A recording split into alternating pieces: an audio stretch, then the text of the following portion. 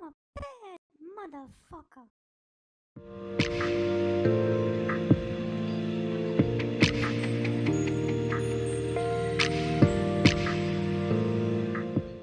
Hello, this is Russell Dobular sitting in for Jimmy, who's performing in El Paso, Texas tonight. Kurt is at Bohemian Grove today, so he won't be here. He has to check in with his Dark Masters. But I am joined by Keaton Weiss. How you doing, Keaton? Doing great. Just got back from the Columbia encampment. I had a nice encounter with Mike Johnson. Very relieved. I was feeling a little backed up for a few days, and now they don't call him the glory hole of the house for nothing. Yeah, I feel great. That's what he's there for. Yeah, old Hoover lips. Yeah. So Mike Johnson went over to Columbia, which Keaton took full advantage of. And he was met by a wave of heckling. So let's take a look at that.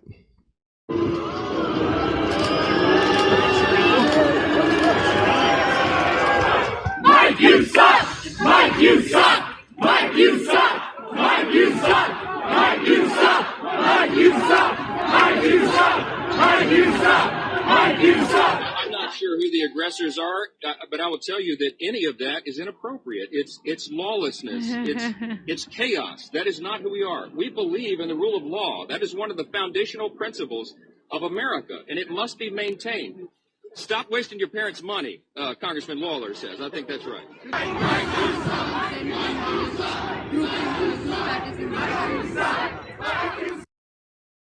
Okay, so then Mike Johnson did a series of interviews, and actually I watched the speech so that you don't have to, that he gave at Columbia. And he just spread dangerous misinformation about beheaded babies in ovens, things that were debunked back in late October, early November. And he just repeated these things as facts, very much like my esteemed colleague has pointed out. It's like they folded time. It's like we just went back like the last 5 months never happened. And exactly, and he just went ahead and repeated it. So let's see what he had to say. Well, what's anti-Semitic is that Hamas endorsed this protest today. Within the last 2 hours, they issued an endorsement statement and heralded the students here and said, this is the next generation of leadership in America. If you're getting endorsed by Hamas, that's not a good look. It's not a good sign. Some of these students apparently are... what about when Republicans get endorsed by Nazis, which happens on the regular? I was just about to say, I'd love to see the list of organizations that endorsed Mike Johnson and endorse Mike Johnson every time, right? I bet you got some people on that list who you wouldn't be too proud of if the media decided to make a big deal out of it. But he gets better. Aware of the atrocities of October 7th, or they're denying it. They deny that women and children were brutally raped and murdered, that infants were placed into ovens and cooked alive. The things that happened there are unspeakable, and yet they're out there waving flags for the very people who committed those atrocities. This is not who we are. Just repeating completely debunked stories that no credible outlet will stand behind. This is months ago that the Gray Zone covered this, methodically debunking the Times' bogus report alleging Palestinian militants systematically raped Israelis on October 7th and respond to their own critics' sloppy attacks. Let's take a look at what Matt and Aaron had to say. It's worth addressing that after so many debunked Israeli claims, the dozens of beheaded babies, the baby burned in an oven, the baby cut out of a woman's fetus, the fetus cut out of the womb. Now Israel and its supporters are really doubling down on these claims of mass rape by militants on October 7th. And we pointed out a lot of the inconsistencies in those stories, but it persists. And the Biden administration has really tried to push it as well. They've made a thing out of it. Hillary Clinton came out and made a thing out of it. CNN, Jake Tapper has tried to make a thing out of it. And now the New York Times has come out with a new story that people who buy into Israeli claims are really promoting, that making the claim that Hamas used sexual violence as a tool of war, that there was a deliberate effort to use sexual violence as a tool of war on October 7th. But once again, people are overlooking the countervailing evidence and the inconsistencies even inside this own story, including the very quiet acknowledgement. And this is what a lot of the story is about. It's basically an elaborate effort to justify the fact that there's no physical evidence. Okay, so the Times, while they never formally retracted this article, Scream Without Words, it's kind of infamous now.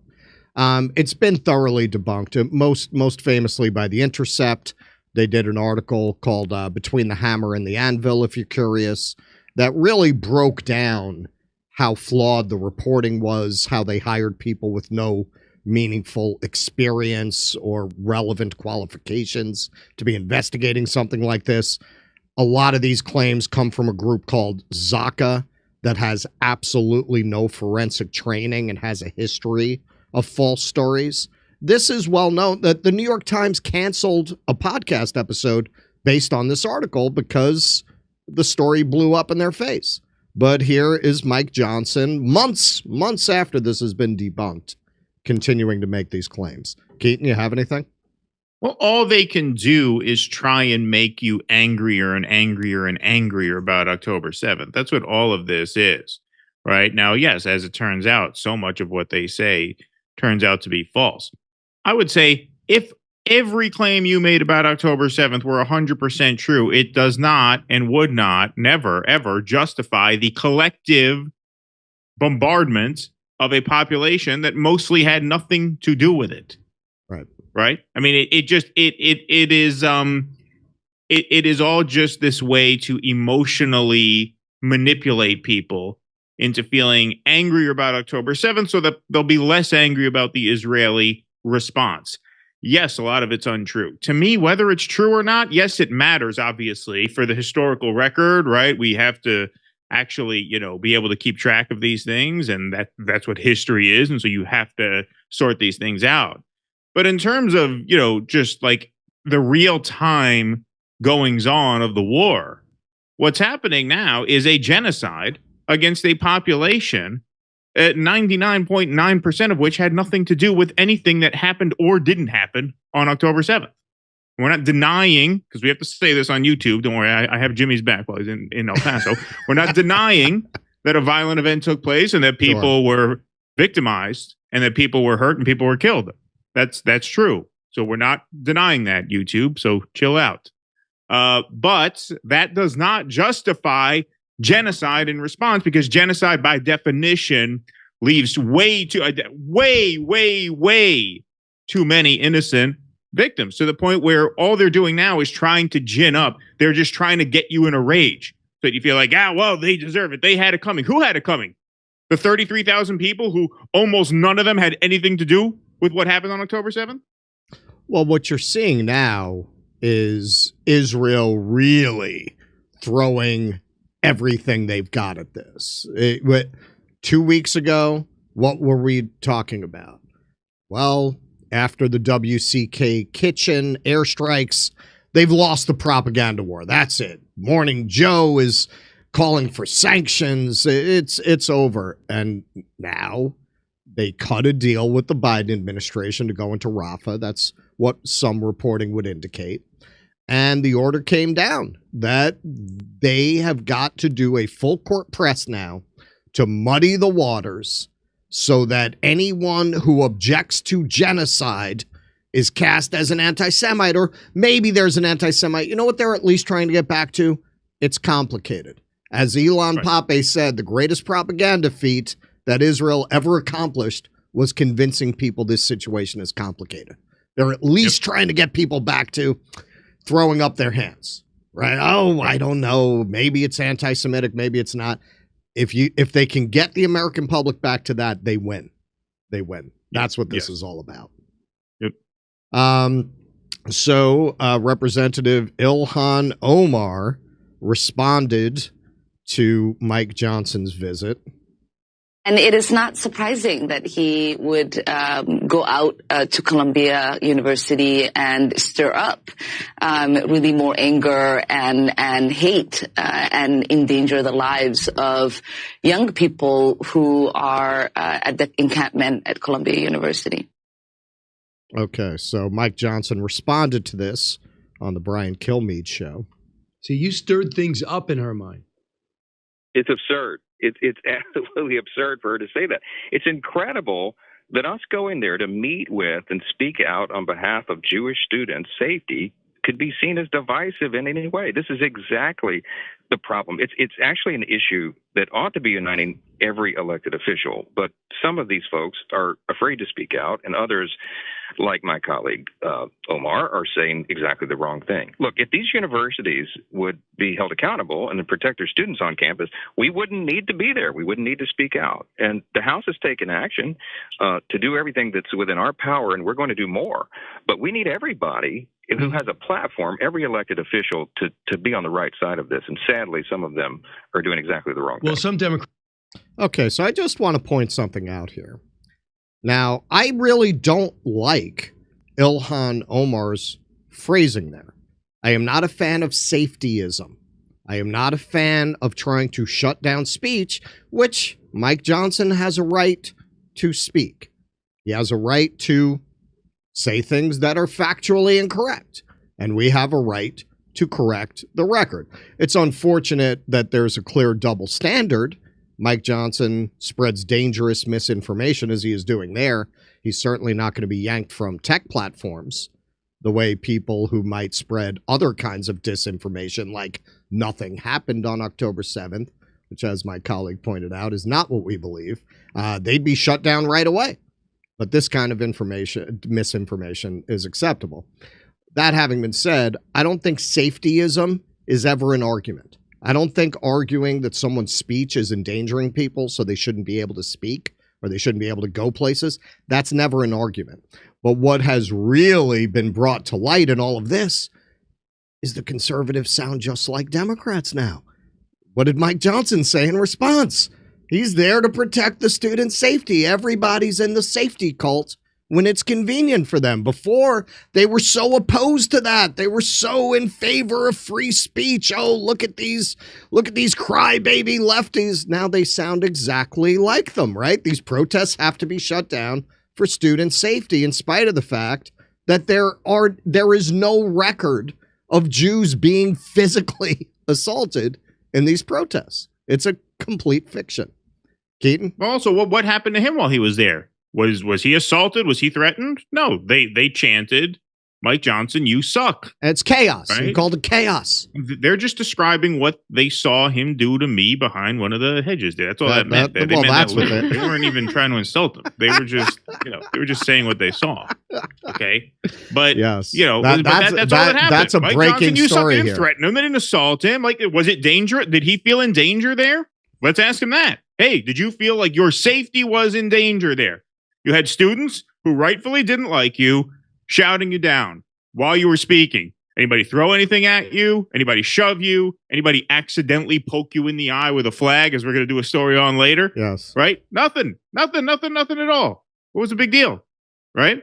Oh, yeah. Well, listen, hey, I live less than a mile from Columbia, and I must say, it's well known when you see a bunch of Columbia students coming down the street, you better cross over because you never know what they might do to you. Yeah. That's a rough crowd over there. That's the rough part of Harlem. Yeah. University. That's the tough part of Harlem. South Harlem there. So you stirred.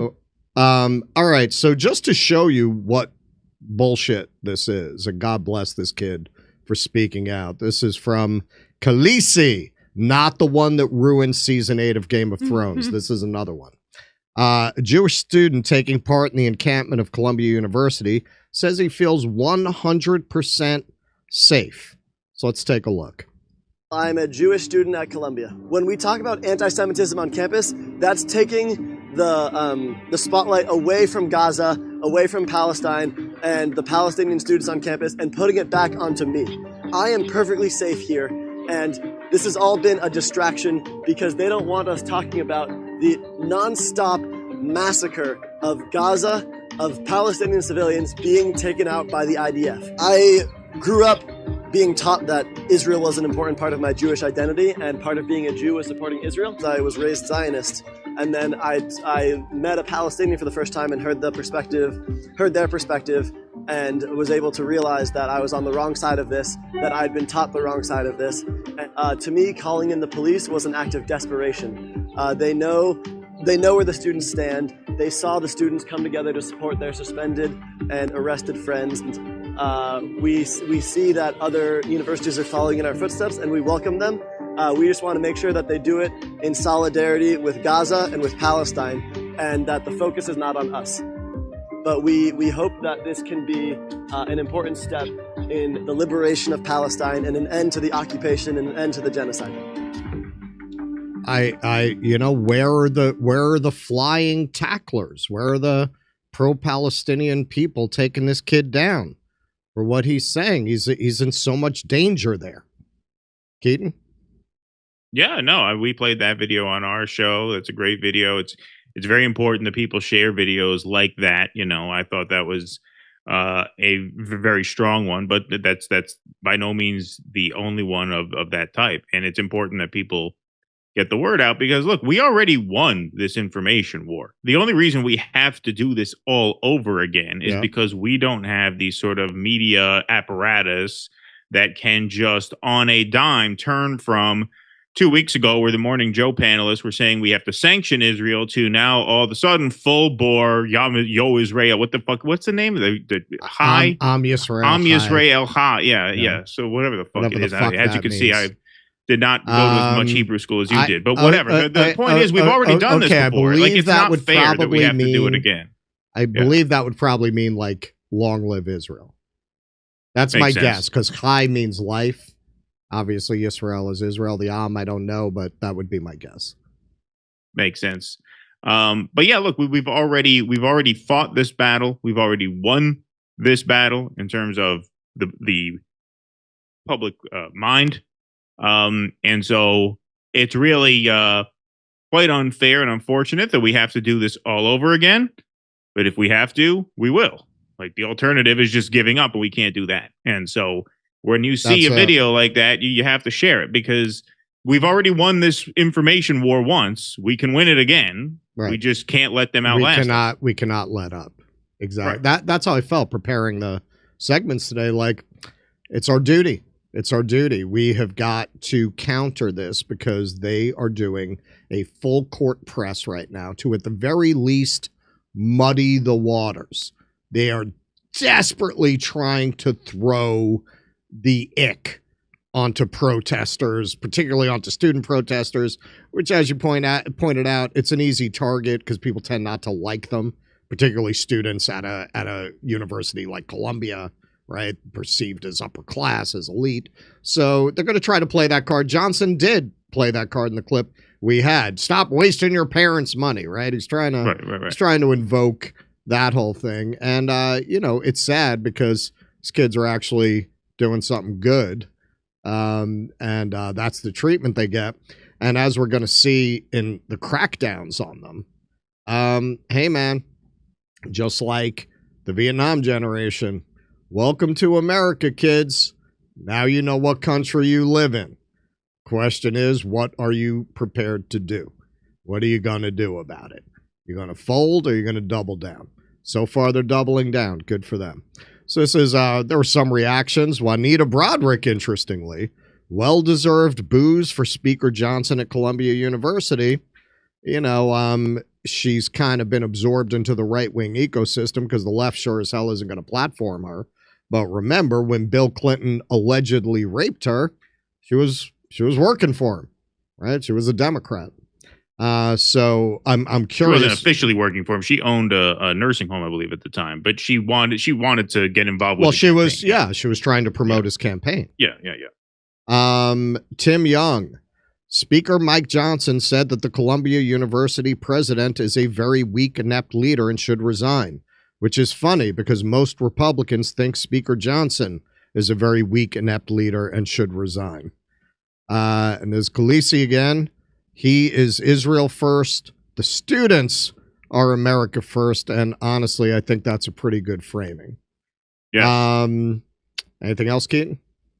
No. I think that was a perfect way to say it, and look, Mike Johnson is a very unpopular figure with the Republican base right now. Right. And so whatever jujitsu you have to do, whatever sloganeering you have to adopt to drive the point home, do it, because it sucks that we have to do this again. Like it really sucks that we does. have to do. Like I feel like we're doing the same type of segments that we did 5-6 months ago. And obviously, our suffering is very small compared to the suffering out there. So I'm not complaining about it, but I'm just saying, like, this is the kind of thing where if this starts happening again and again and again, it's easy to kind of roll your eyes and throw your hands up. Oh, what are we going to do? The only thing you can do is keep doing what you've been doing the last 6 months because it worked. Right. And through some act of unknown fuckery between some deep state agents that we don't know who they are, how they operate, there were clearly phone calls made and emails sent that we all have to get in lockstep behind this transparently bullshit narrative again, as if the last 4 months never happened, as if the Jabalia refugee camp bombing never happened, as if the raid on Al-Shifa never happened, as if the WCK murders never happened, right? We're back to square one in that sense. But the fact that we've done this all before proves to us, A, we can do it again, and B, they have no case. Like they don't have a case. All they have are the tools to get the message out. But the message is still paper thin, and we can cut through it, and we will, because we have to. Well, in many ways, this is history repeating itself strangely right around these anniversaries.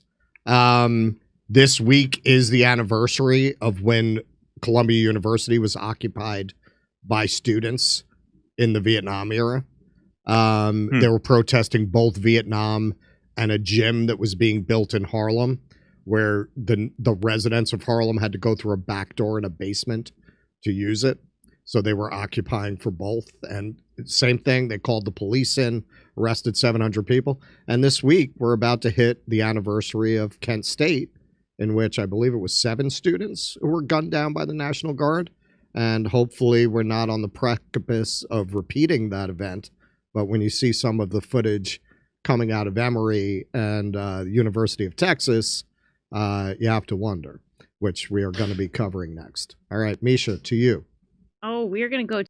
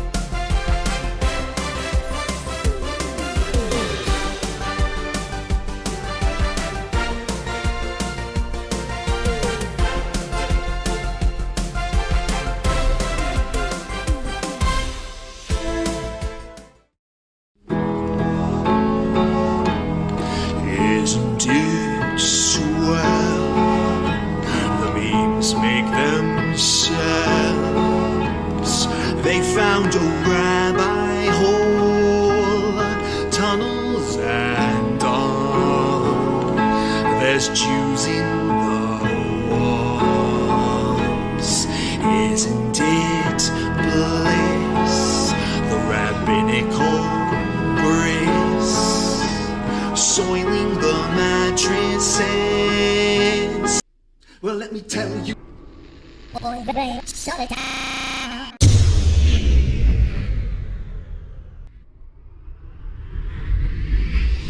If I were Rabbi Shmuley and diddle diddle diddle digga digga diddle diddle dum, all day long I'd diddle little bums. If I were a Shmuley man, I'd peddle all my dildos, dreidel dildos, selling dildos with my daughter and her mum.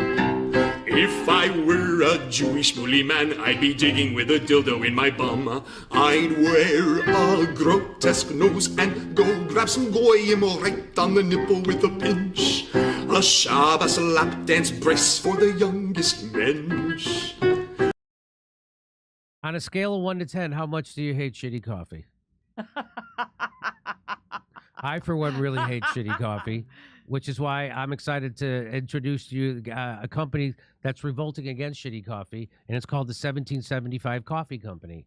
Now, I haven't had it yet because I only drink decaf. Steph has had it. Steph, how do you like it? I really like it.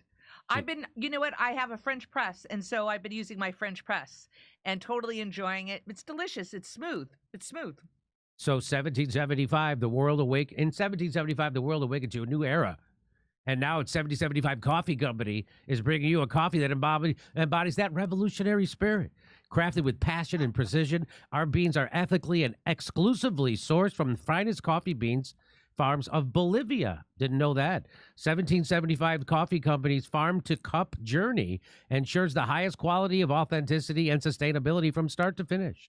With each sip, your palate will recognize and appreciate the dedication and passion that goes into crafting this single-sourced brew. 1775 Coffee Company takes pride in offering customers a truly exceptional coffee experience with their premium coffee collection. But their dedication to this revolution extends beyond the realm of taste. Safeguarding freedom of speech is critical right now, which is why 1775 Coffee Company has joined forces with Rumble in defense of one of our most fundamental rights, freedom of speech. Coffee that's sure to awaken all your senses, including the sense of freedom. So choose 1775 Coffee by going to 1775coffee.com/litter. That's LITTER, and use the code LITTER for 10% off the checkout on your first order. 1775 Coffee, brewed to perfection, crafted with revolution.